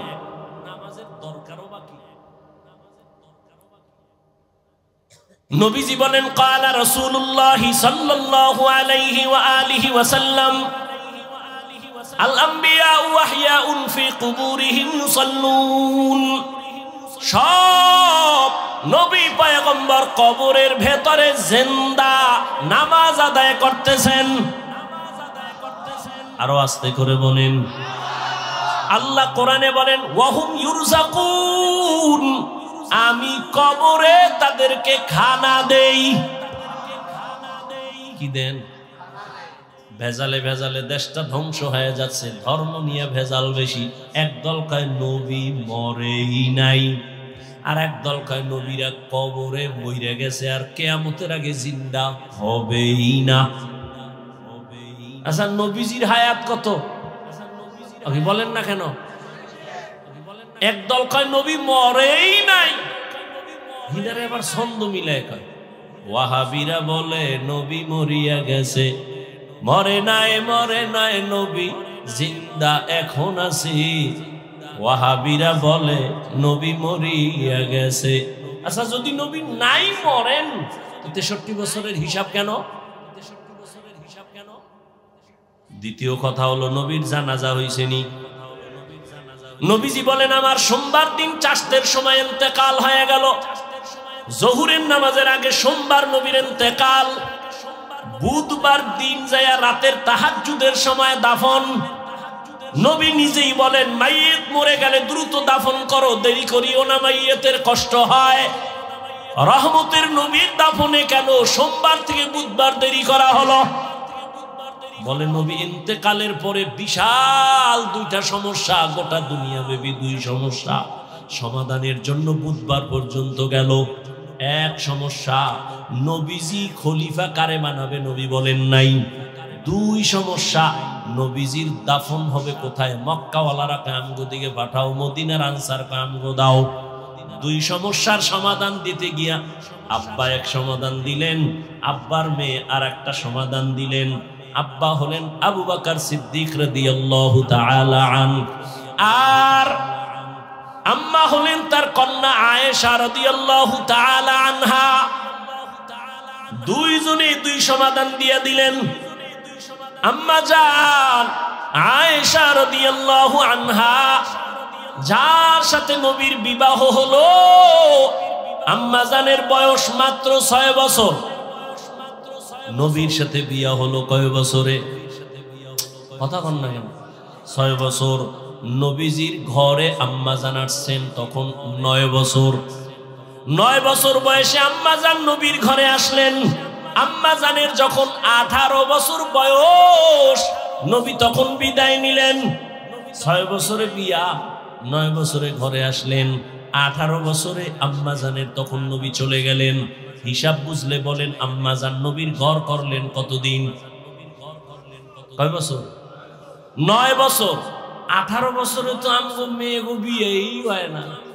এর মধ্যে আবার আগুন ডালে কয় বাল্য বিবাহ বন্ধ। কোরআনের আইনের সাথে বৃদ্ধাঙ্গুলি দেখানো। ভাইরা আমার, আম্মা জান আয়েশা রাদিয়াল্লাহু আনহা বলেন, আমি 18 বছরের নারী, মাত্র নবীর সোহবত পেলাম 9 বছর। এই 9 বছরে আমি কি পেয়েছি? রহমতের নবীর দোয়ায় 2000-এর উপরে হাদিসের হাফেজা হয়ে গেছি। কয় বছরে? 9 বছরে। 18 বছরের নারী। আমনের ঘরের নারী কয়টা হাদিস পারে? না পারলেও তো কইবেন পারে না। আপনি কয়টা পারেন? 1000? 1000 না, আপনি আহলে হাদিস হইলেন কেমনে? সাফাবাজি। আল্লাহ হেদায়াত দান করুন। আমিনও কয় না। যদি কবুল হয়ে যায়, বাঙালি বড় চালু না, আল্লাহ হেদায়াত দান করুন। ভাইরা আমার, আম্মা জান সমাধান দিলেন একটা, বাবা আবু বকর সমাধান দিলেন আর একটা। এই দিতে গিয়া নবীর ইন্তেকাল সোমবার দিন জোহরের আগে, দাফন হলো বুধবার দিন তাহাজ্জুদের সময়। তো নবীর জানাজা হইছে না? জিন্দা ব্যক্তির জানাজা হয়নি। হ্যাঁ, কেন বলে নবী মরে নাই? আর একদল কয় নবীরে যে কবরে গেছে মইরা আর জিন্দা হবে না। এবার এটারে টিকাইতে না পাইলে এবার কথা আছে, বুঝলাম মানি জিন্দা। আল্লাহ কইছে খানাও দেয়, কি খায়? রুটি না ভাত? যদি রুটি বা ভাত খায়, প্লেট পায় কই, গেলাস পায় কই, ওখানে কেমনে খায়? এরকম ফালতু মানুষ আছে না? আউযুবিল্লাহ বিসমিল্লাহ পারে না, ইমামের আটকানের লেগে একদিন কয় হুজুর মুসা নবীর মার নাম রাখুন তো।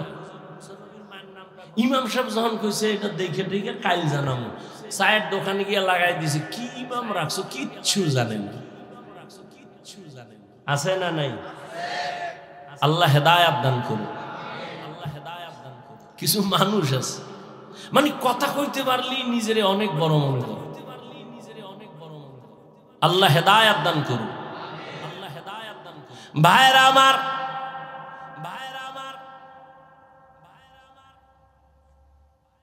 রহমতের নবী বলেন সব নবীরা কবরে জিন্দা নামাজরত অবস্থায় আছেন। যারা প্রশ্ন করে নবী কেমনে খায়, কেমনে খায়, আমি তাদের জন্য একটা প্রশ্ন রেখে যাই। আল্লাহ তাআলা আমগো মায়ের গর্ভে যখন পাঠান, হাল আতা আলাল ইনসানি হিনুম মিনাদ দাহরি লাম ইয়াকা ইন্না খালাকনাল ইনসানা মিন নুতফাতিন আমশাজিন নাবতালি ফাজআলনাহু সামিআন বাসীরা ওয়ালাকাদ খালাকনাল ইনসানা মিন সুলালাতিন মিন তিন সুম্মা জাআলনাহু নুতফাতান ফি ক্বারারিন মাকিন সুম্মা খালাকনান নুতফাতা আলাকা ফাখালাকনাল আলাকাতা মুদগা ফাখালাকনাল মুদগাতা ইযামা ফাকাসাওনাল ইযামা লাহমা সুম্মা আনশা'নাহু খালকান আখার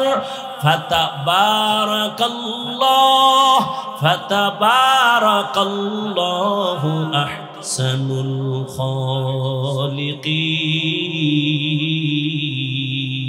খালিকিন। আল্লাহ তাআলা বলেন আমি মানুষকে নাপাক পানির থেকে বানাইলাম, আমি তাকে শক্তি দিলাম দেখার জন্য, শুনবার জন্য। ভিন্ন আয়াতে আল্লাহ বলেন আমি জমাট রক্ত থেকে মানুষ বানাইলাম, এই রক্তের ফোঁটাটা মায়ের গর্ভে রেহেমের মধ্যে রাইখা 40 দিনের একটা রিপেয়ারিং করলাম। 41 রক্ত হইল গোশতের পিণ্ড, আবার হাড্ডি, আবার গোশত, এর উপরে চামড়া, এভাবে 40 চিল্লা কয়। মায়ের গর্ভে চিল্লা দিলে দেহের উন্নতি হয়। দুনিয়াতে যদি আল্লাহর পথে চিল্লা দাও রুহের উন্নতি হয়। মায়ের গর্ভের চিল্লায় দেহের উন্নতি, দুনিয়ার মধ্যে যদি আল্লাহর পথে চিল্লা দাও রুহের উন্নতি। কিসের উন্নতি? ইহা হাম সব মুসাফির দিল না লাগা, আহলে দিল কি নজর সে রূহ করতা যা, শাহ দৌলত সব ফকির গর নেক নেহে, শাহ দৌলত সব ফকির গর নেক নেহে, जिंदगी में बंदगी तू कर नहीं, जिंदगी में बंदगी तू कर नहीं, जिंदगी बे बंदगी शर्मिंदा है जिंदगी बे बंदगी शर्मिंदा है जिंदगी में बंदगी कुन बंदगी बंदगी बे जिंदगी शर्मिंदगी। মায়ের গর্ভে আল্লাহ বাচ্চা দেওয়ার পরে রূহ দেননি। রূহ যখন আসে তখন সে মরা না জিন্দা। বাচ্চার তখন ক্ষুধা লাগেনি, খানা দেয় কে? খাওয়ার পরে পেট ভরেনি, ভরলে বাথরুম লাগেনি। হাই কমট কই ভাইব হেয়ানো বাচ্চা মায়ের গর্ভে জিন্দা, খানা দেন আমার আল্লাহ। বলো ওই মায়ের গর্ভের বাচ্চা কেমনে খায়? খাওয়ার পরে পেট ভরে আবার বাথরুম কেমনে করে? কোথায় তার টয়লেট আছে? এই প্রশ্নের যেদিন জবাব যেদিন দিবি ওই দিন আমি জবাব দিব নবীরা কবরে কেমনে খায়। ওই জবাব ওদিন দিব যেদিন এই জবাব দিবা। আসলে সব ঝামেলা আল্লাহর ভয় নাই। কি নাই? আল্লাহর ভয় নাই। আল্লাহ হেদায়েতের দৌলত আমাদের সকলকে দান করুন। ভাইরা আমার, রহমতের নবী বাইতুল মাকদিসে গেলেন, জিবরাইল আমিন সেখানে নামাইলেন। নামানোর পরে বোরাকটা খুঁটির সাথে বাঁধলেন। জিবরাইল দাঁড়াইয়া আজান দেওয়া শুরু করলেন। সব নবী রাসূল সেখানে হাজির। এখান থেকে আরেক মাসআলা, জিবরাইল কেন বোরাক বানলেন? পালায়া যাবে নাকি? বলে না তো। কেন? উম্মতের মাসআলা নাও, নিজের মাল নিজে হেফাজত করো, সুন্নত। নিজের মাইয়া বলা নিজে হেফাজত করো, নিজের স্ত্রী নিজে হেফাজত করো। কি? নিজের মাল নিজে হেফাজত করো। দরজা লাগায় বলো তাওয়াক্কালতু আলাল্লাহ। দরজা খুইলা ভরসা করলে হবে না। বিয়ে করার আগে যৌতুক কি কি চায়? কয় যৌতুক হলো বিদেশ যাওয়ার ভিসা দাও। তুই কি একা যাবি? কয় একা। তো বউ পাহারা দিবে কে? বলে ছোট ভাই। কি নাউজুবিল্লাহ, দুনিয়ার আকাম করে নাউজুবিল্লাহ। আল্লাহ হেদায়েত দান করুন। আমি মাঝে মাঝে বলি পীর সাহেবের মুরিদ আর তাবলীগের চিল্লাওয়ালা আর মক্কার হাজী, তোমার ইমানের ভাও আর কত? মাইয়া ফলার বিয়ার সময় টের পাওয়া যায়। 5 তলা বিল্ডিং এর ছাদ, রাত্র 12টায় ধুম ধুম আওয়াজ, পুরা এলাকা কাঁপে। কি ও ইমাম সাহেব ঘুমাইতে পারে না, বের হয়ে কয় হাজী সাহেব আওয়াজ হয় কি? এর কয় দাওয়াত পান নাই। কি ও? কয় আমার মাইয়ার বিয়ার গায়ে হলুদ চলে ছাদের উপরে। গায়ে হলুদ হারাম, হারাম, হারাম, কবিরা গুনাহ। বলার দায়িত্ব আমার, মানবেন কিনা সে দায়িত্ব আপনার। যৌতুক হারাম, গায়ে হলুদ হারাম, এইরকম আকাম কইরা বিয়ে হইলে এর গর্বে আনোয়ার শাহ আসবে। আল্লাহ হেদায়েত, কালা জাহাঙ্গীর আইব। আল্লাহ হেদায়েত দান করুন। ভাইরা আমার,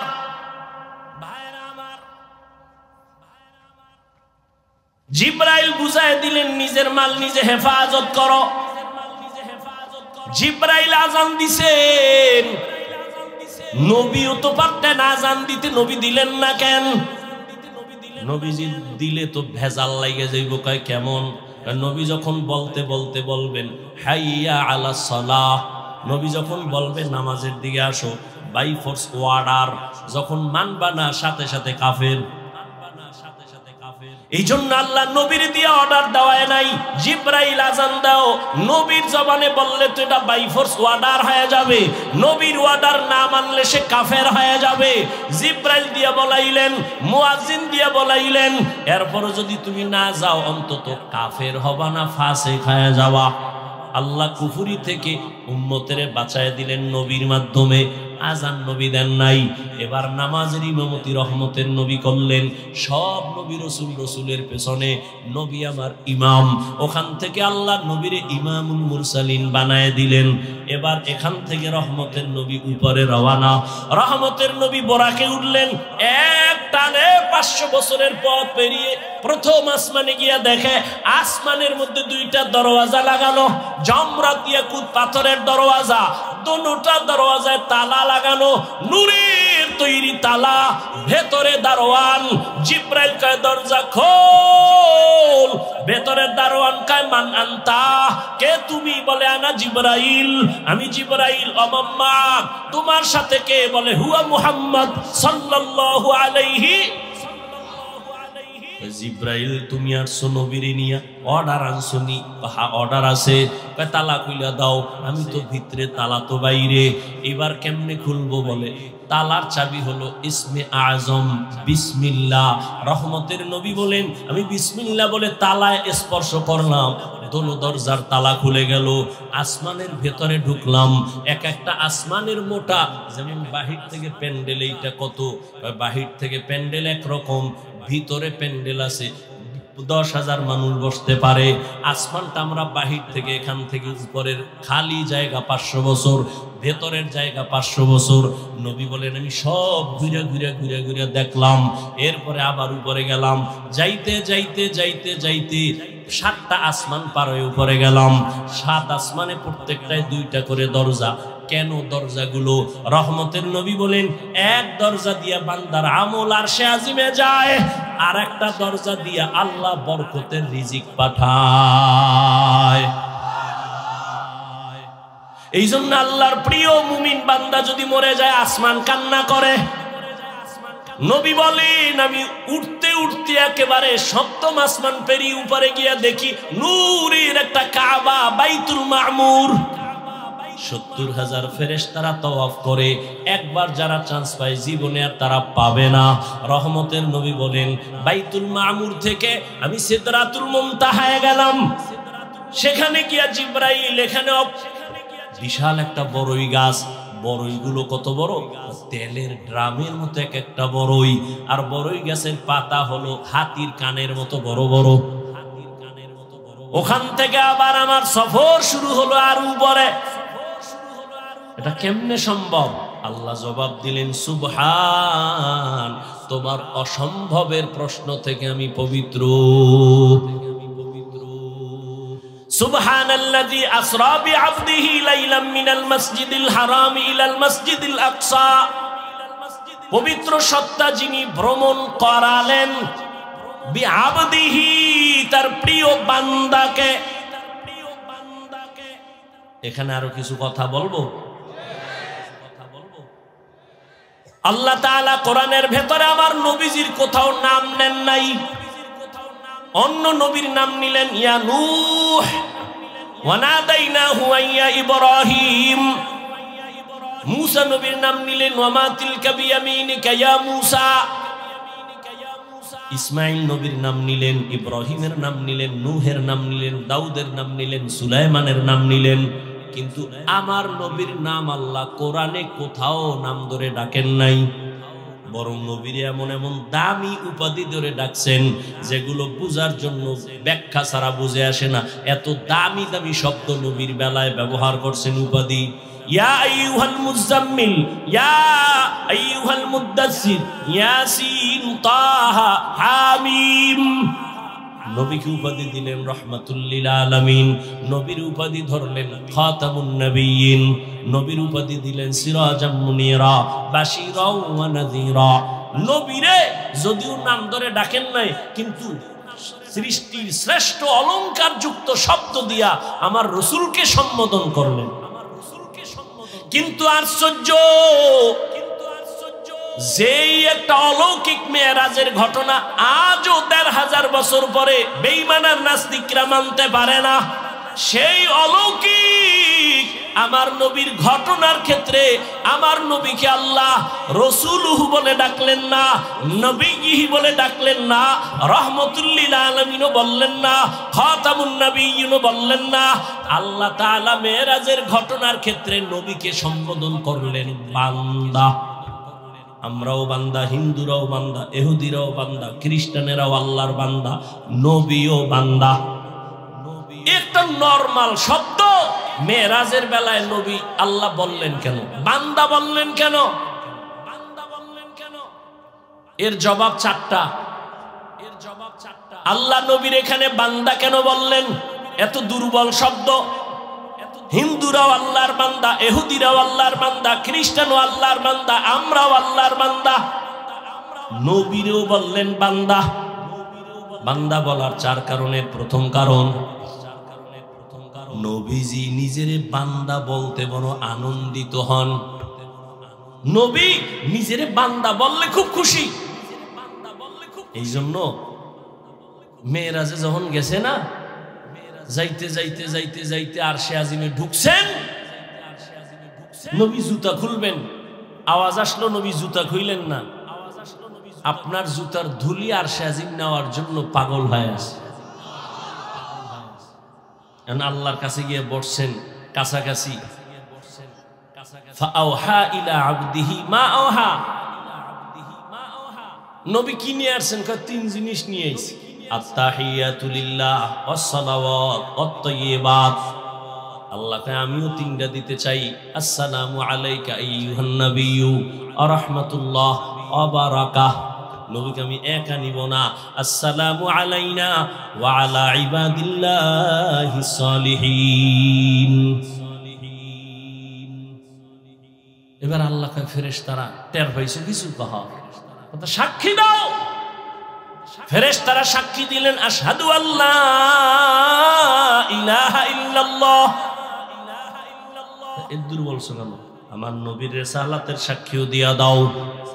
এবার ফেরেশতারা কয় ওয়া আশহাদু আন্না মুহাম্মাদান। কি কবি? ফেরেশতারা বলো মুহাম্মাদানের পরে কি বলবো? ওয়া রাসূলুহু। কয় না না, বল আবদুহু ওয়া রাসূলুহু। আবদুহু আগে কেন? কয় আবদুহু আমার নবীর দেওয়া, রাসূলুহু আমি আল্লাহর দেওয়া। আমার পরে নাও, আমার বন্ধুর ডাকে আনো। আমার বন্ধু নিজের বান্দা বললে খুশি, অতএব বন্ধুর ডাকে নিয়াও আবদুহু, তারপরে বলো রাসূলুহু। আগে বলো আমার বান্দা, তারপরে বলো আমার রসুল। অথচ নবীর সম্মান কিন্তু রাসূলুহু শব্দ দিয়া, আবদুহু দিয়া না। কিন্তু আল্লাহ আগে আনলেন আবদুহু, তারপরে বলাইলেন রাসূলুহু। কেন বলে আবদুহু আমার বন্ধুর দেওয়া, রাসূলুহু আমার দেওয়া। আমি আমার বন্ধুর আশিক, আমার বন্ধুর শব্দ আগে দিয়া দাও। কিয়ামতের ময়দান যেদিন কায়েম হয়ে যাবে, মানুষগুলো বেকারার হয়ে যাবে, সেদিনও আল্লাহ তাআলা তার মুহাব্বতের বান্দাদেরকে আগে সম্বোধন করবেন। ইয়া আইয়াতুহান নাফসুল মুতমাইন্না ইরজিই ইলা রাব্বিকি রাদিয়াতাম মারদিয়াহ ফাদখুলি ফি ইবাদি ওয়াদখুলি জান্নাতি। এই জান্নাতীরা, আগে জান্নাতের দরজা খোলা হবে না, তালা লাগানো চাবি হলো মুহাম্মদের হাতে। অতএব জান্নাতের দিকে না যাইয়া নূরের তৈরি আরশে আজিমের নিচে আশ্রয় নাও।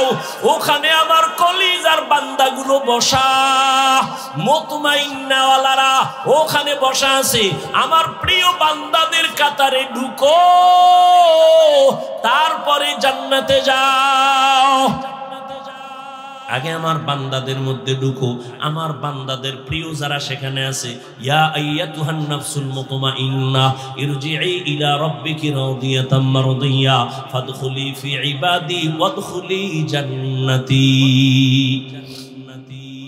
ভাইরা আমার, নবী বান্দা বললে খুশি, এই জন্য এখানে বান্দা বললেন। 2 নাম্বার জবাব, বান্দা বলিয়া নবীরে ডাকলেন কেন? কয় আল্লাহর সাথে বান্দার একটা সম্পর্ক আছে, ছাত্রর সাথে উস্তাদের সম্পর্ক, মা বাবার সাথে সন্তানের সম্পর্ক, স্বামীর সাথে স্ত্রীর সম্পর্ক। আল্লাহর সাথে বান্দার সম্পর্ক অনেক লাইন, কিন্তু একটা মূল সম্পর্ক কি? বলে আমাদের সম্পর্ক, আল্লাহ আমাদের মাবুদ, আমরা তার আবুদ। মাঝখানে সম্পর্কের সূত্র হলো ইবাদত। ইবাদত আমার আল্লাহর দেওয়া, এটাই আমাদের সম্পর্ক গাঢ় বানায় ইবাদতের দ্বারা। এজন্যই তো যারা ইবাদত করে তারা বান্দা বা আবুদ বা আবেদ। যার ইবাদত করে তিনি মাবুদ, আব্দ আবেদ যাইতেছে মাবুদের কাছে। এই জন্য এখানে বান্দা শব্দ বললেন। আর সারা দুনিয়ার মধ্যে আল্লাহর যত ইবাদত করনেওয়ালা আছে, শ্রেষ্ঠ ইবাদত করনেওয়ালা আপনার আমার নবী রাহমাতুল লিল আলামিন। কেমন মায়ার নবী, কেমন ইবাদত করনেওয়ালা। আম্মা জান আয়েশা রাদিয়াল্লাহু তাআলা আনহাকে সাহাবায়ে কেরাম একদিন প্রশ্ন করলেন, আম্মা জান নবীজির আশ্চর্য দুই একটা ঘটনা আমাকে শুনান তো। আম্মা জান পাল্টা প্রশ্ন করলেন, নবীজির কোনটা আছে যেটা আশ্চর্য না? রহমতের নবীর এমন কি ঘটনা আছে যেটা আশ্চর্য না? সবই তো আশ্চর্য। তবে শোনো, একটা ঘটনা মাত্র শুনাই, বলবো? আল্লাহ কবুল করে। আম্মা জান আয়েশা রাদিয়াল্লাহু তাআলা আনহা বলেন, ও পর্দার আড়ালের আম্মা জানেরা, আম্মা জান আয়েশা রাদিয়াল্লাহু আনহা বলেন, আমি একদিন এশার নামাজ পড়ে হুজরায় বসা। এশার নামাজের পরে রহমতের নবী আসলেন। রহমতের নবী আসা মাত্র আমার ঘর আলো হয়ে গেল। নবীরে দেখি মুস্কি হাসতেছেন, আর আমারে কয়, ও হুমায়রা। ইয়া রাসূলুল্লাহ, লাব্বাইক। আজকের রাত্রটা আমার একটু ছুটি দিবেননি? আজকের রাত আমাকে একটু ছুটি দিবেননি? কে কয়? দেখছেন কে কয়? নবী। কারে কয়? আয়েশা রাদিয়াল্লাহু আনহাকে বলেন, আজকের রাত আমার একটু ছুটি দিবেননি? আপনারা চাননি ছুটি? হ্যাঁ, কি এর ছুটি? আউলা জাউলা দৌড় টেলিফোন করলে বলে, এই সময় টেলিফোন কেন? খবর আছে। রহমতের নবী, উম্মতের আদর্শ। আম্মা জানকে বলেন, নবী বললেন, ও হুমায়রা, আমাকে আজকের রাতের ছুটি দিবেননি? আম্মা জান কয়, ভাবতেছিলাম নবী বোধহয় অন্য কোন বিবির ঘরে হয়তো যাবেন। আমি হাসি দিয়ে বললাম, ইয়া রাসূলুল্লাহ, সব সময় ভয়ে থাকি, আমার বয়স কম, কখন জানি না অজান্তে বেয়াদবি হয়। আপনি আমার কাছে অনুমতি চাইবেন, আর আমি বলবো না, এটা কেমনে হয়? আমি মনে মনে ভাবলাম, নবী বোধহয় অন্য বিবির ঘরে যাবেন। কিন্তু রাতের গভীর, আমি আয়েশা ঘুমের বাহানা করে শুয়ে পড়লাম, নবী বোধহয় অন্যের ঘরে যাবেন। হঠাৎ করে আমি খেয়াল করে দেখলাম, আমি ঘুমের বাহানাই আসি, নবীজিরে দেখতেছি। ওই মা বাবার দোয়া নিতে ভুল করিও না। যদি অন্যায় ভাবে কষ্ট দিয়া থাকো, গোপনে গিয়া ক্ষমা চাইও। শিক্ষকের দোয়া ছাড়া গাইতে পারবা না। কষ্ট দিয়া থাকলে দোয়া নিও ক্ষমা চাইয়া। আলেম ওলামার মনে আঘাত দিয়ে আগাতে পারবা না। যদি বিরোধিতা অন্যায় করো, বেয়াদবি করো, ক্ষমা চাইও। আসল মানুষ হইয়া কবরে যাও। কত চোখের সামনে আজকে কত আল্লাহর বান্দারা নাই। এই এলাকায় 11 সালে যখন আসছি, আমার ভাই ছিলেন আব্দুল মান্নান সাহেব, দুনিয়ার থেকে চলে গেছেন। হাজী মনির সাহেব দুনিয়ার থেকে চলে গেছেন। চোখের সামনে তাদের কত অবদান এই মাদ্রাসার পেছনে। আজকে আমি এখানে বয়ান করতেছি, তারা থাকলে কতই না তারা আনন্দ পাইতো। এক এক করে সবাই চলিয়ে গেছে। আগামী বছর বয়ান চলবে, হয়তো আজকে যারা আছি অনেকে আবার বিয়োগ হয়ে যাবে। কোন দিন আমার আজরাইল আসিয়া ডাক দেয়, রে যুবক বেয়াদবি ক্ষমা চাই, ওরে আজান শুনিয়া মসজিদের দিকে দৌড়াও, ওরে মা বাবা থাকলে দোয়া নিও, মায়ের কষ্ট দিও না, বাবারে কষ্ট দিও না, ওরে মা বাবার কবরের কিনারায় যাইয়া মাঝে মাঝে চোখের পানি ছেড়ে দোয়া করিও, রব্বির হামহুমা কামা রব্বায়ানি সগীরা। মাঝে মাঝে কবরস্থানে গিয়া চোখের পানি ছাড়িও। ওরে আল্লাহর বান্দারা, তওবার নিয়ত করো, নামাজ যেন ছুটিয়া না যায়, জবানের কথায় যেন কেউ কষ্ট পাইয়া বরদোয়া না দেয়। আল্লাহ সবাইকে কবুল করে নেন, তওবাওয়ালা জিন্দেগি আমাদের দান করেন। আলহামদুলিল্লাহি রাব্বিল আলামিন।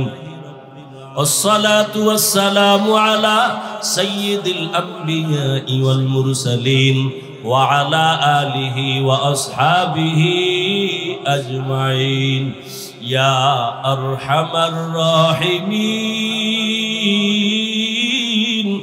يا أرحم الراحمين